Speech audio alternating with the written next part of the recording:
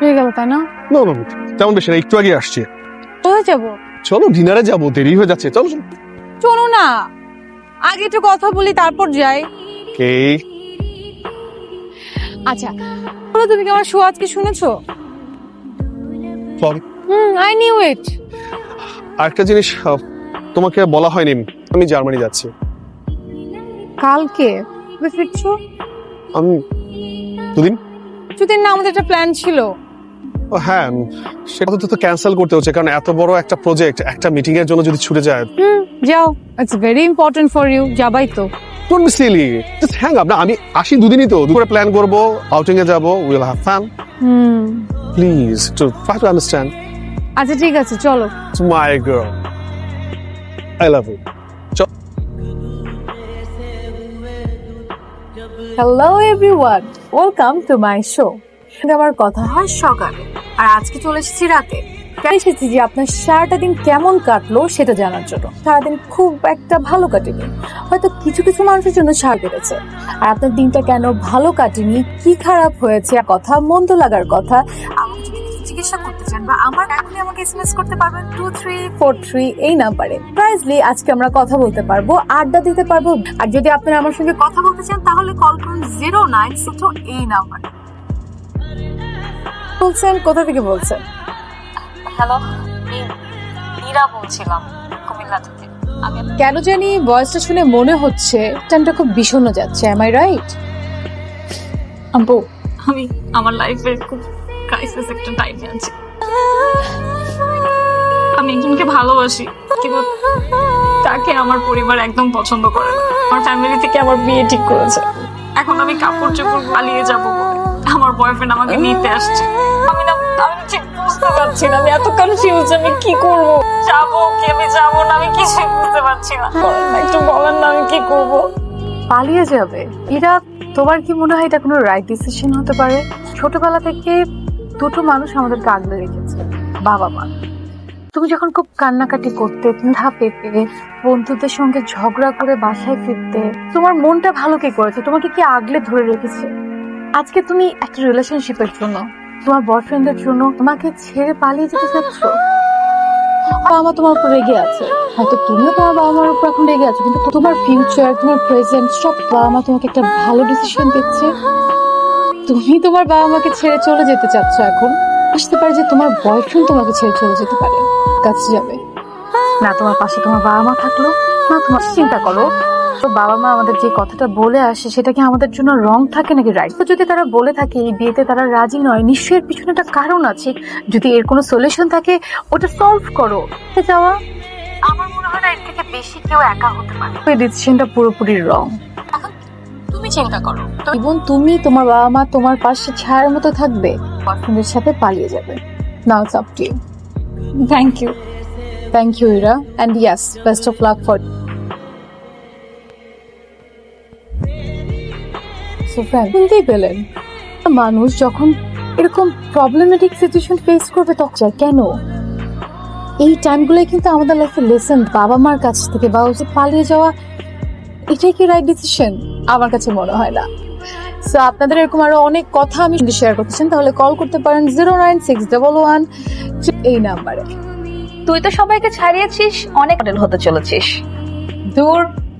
ওকে বাবা, admit happy happy.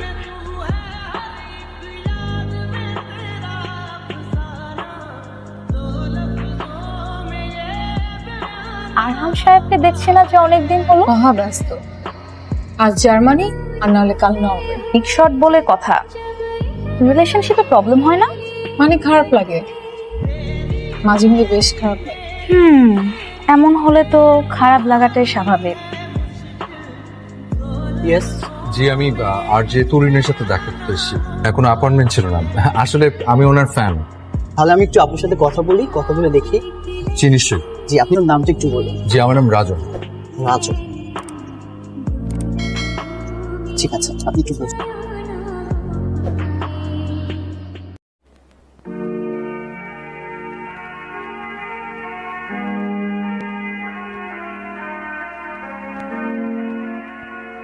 জি ভাইয়া, আপুর তো এখন শো চলছে, আপনি একটু ভিতরে গিয়ে বসুন। আচ্ছা শিওর, আমি ভিতরে গিয়ে বলবো। হ্যাঁ, ভিতরে গিয়ে বসুন। Thank you.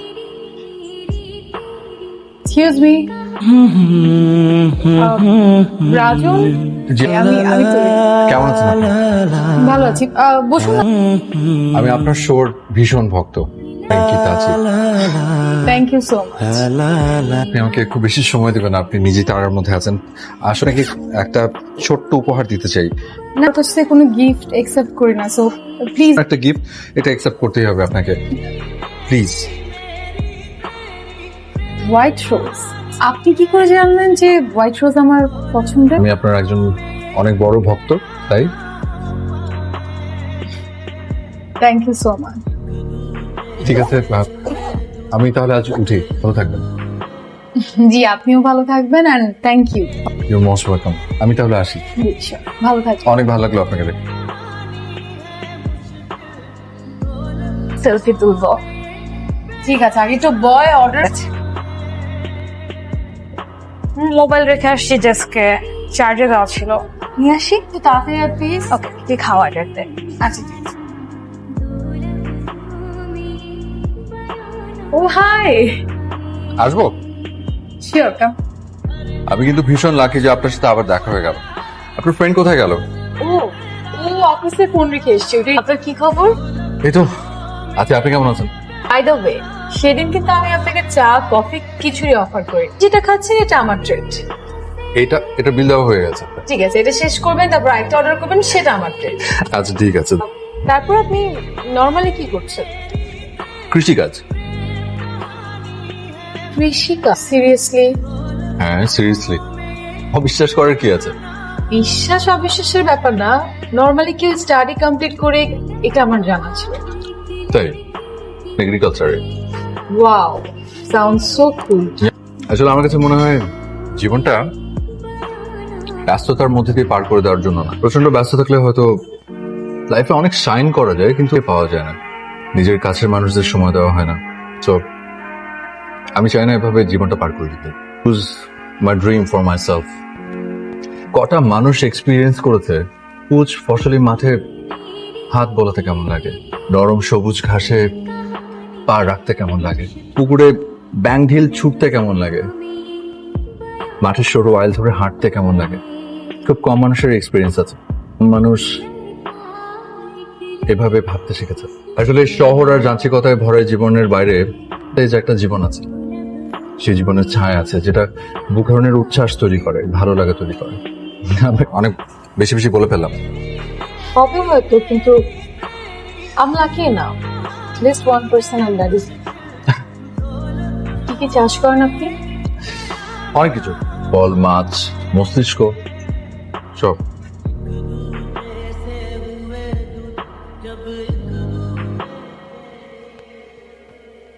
লাঞ্চে আসলাম আর কি, একটু বের হচ্ছে। কেন?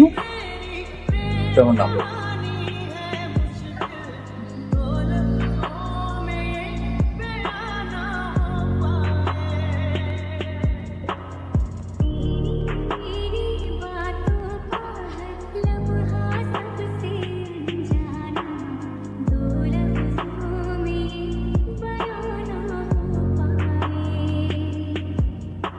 তোমার কি মনে হয় না আমাদের বিয়ের ডেটটা ফিক্স করে ফেলা উচিত? হ্যাঁ, না না না, আমি ওটা এলসি তো করে দিয়েছি। হ্যাঁ, শিপমেন্ট টাইম মতো পৌঁছে যাবে। ওকে, হ্যাঁ, আর কল ইউ লেটার।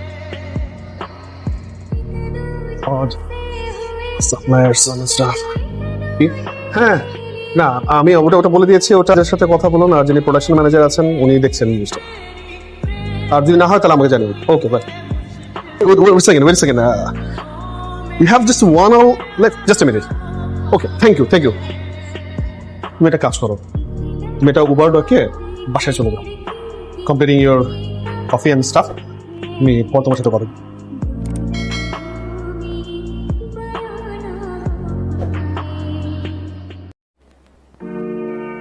আকাশের মন খারাপ হলে কি হয়? মেঘ আর মানুষের বিষণ্ণ।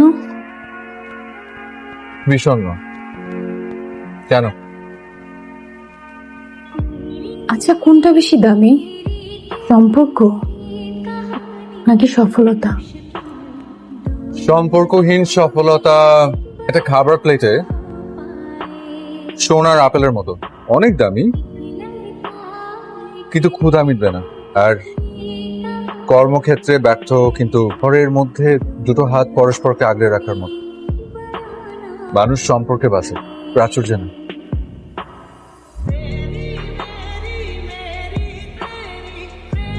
দেখ, আরহাম তোকে ভেতরে ভেতরে যতই ভালোবাসুক মতো করে সময় দিতে পারবে না। সো তোর ভেবে দেখা উচিত। কি ভাববো? রিচ আরহামকে দরকার, নাকি যে তোকে অলওয়েজ সময় দিতে পারবে? তো তুমি হঠাৎ করে কোনো কল না দিয়ে অফিসে কি একটা সিদ্ধান্ত তোমাকে জানানো দরকার। সিদ্ধান্ত? কি কি সিদ্ধান্ত? আমি আসলে চাচ্ছি না যে আমাদের রিলেশনশিপটা কন্টিনিউ হোক। আমি চাই আজকের পর থেকে তুমি আমার সাথে কোনো কন্ট্যাক্ট না করো।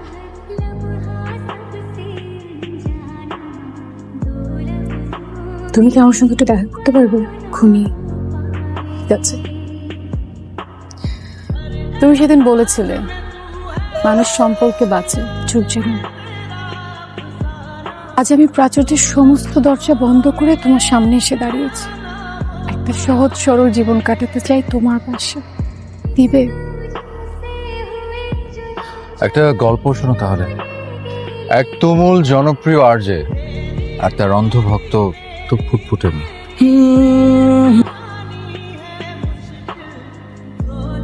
ছেলেকে ভালোবাসত, ছেলেটাও ভীষণ ভালোবাসতো ইরাকে। কিন্তু তাদের এই ভালোবাসা তাদের পরিবার কোনোদিন স্বীকার করেনি। তাই তারা দুজনে মিলে একসাথে ঠিক করলো তারা দুজন পালিয়ে বিয়ে করবে। সেই কথাই রইল। পরের দিন তারা দুজন মিলে এই শহর ছেড়ে পালিয়ে যাবে। কিন্তু ছেলেটার কাছে আর আসেনি। কেন আসেনি জানো? কেন? High, hello. ইরা বলছিলাম, কুমিল্লা থেকে। আমি আপনার অনেক বড় ফ্যান আপু। Thank you so much Ira. কেন জানি ভয়েসটা শুনে মনে হচ্ছে এটা খুব বিষণ্ণ যাচ্ছে। Am I right? আমি একজনকে ভালোবাসি।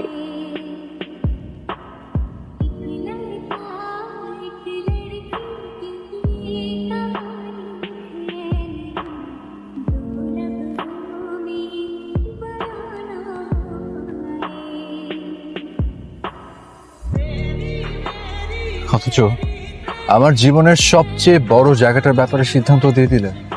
আমার ভালোবাসা সত্যি ছিল কি মিথ্যে ছিল তো সহজে বিচার করে ফেললেন। থেমে যাওয়া বা পিছিয়ে যাওয়ার মানে এই না যে আমি এগিয়ে যাওয়ার জন্য কিন্তু থেমে যেতে হয়। আমার জন্য হলে পালিয়ে বিয়ে করবো তার মানে এই না যে বিলিভ করি না, কেয়ার করি না। একজন মানুষের জীবন থেকে তার সবচেয়ে প্রার্থনার মানুষটাকে এভাবে ছিন্ন করে ফেললে মাইক্রোফোনের সামনে না সবার জীবনটা একই সুর তার লয়ে বিচার করা ঠিক না। অবশ্যই না। কারো কারো হৃদয় ভেঙে চুরমার হয়ে যায়। গল্প হোক মনে মনে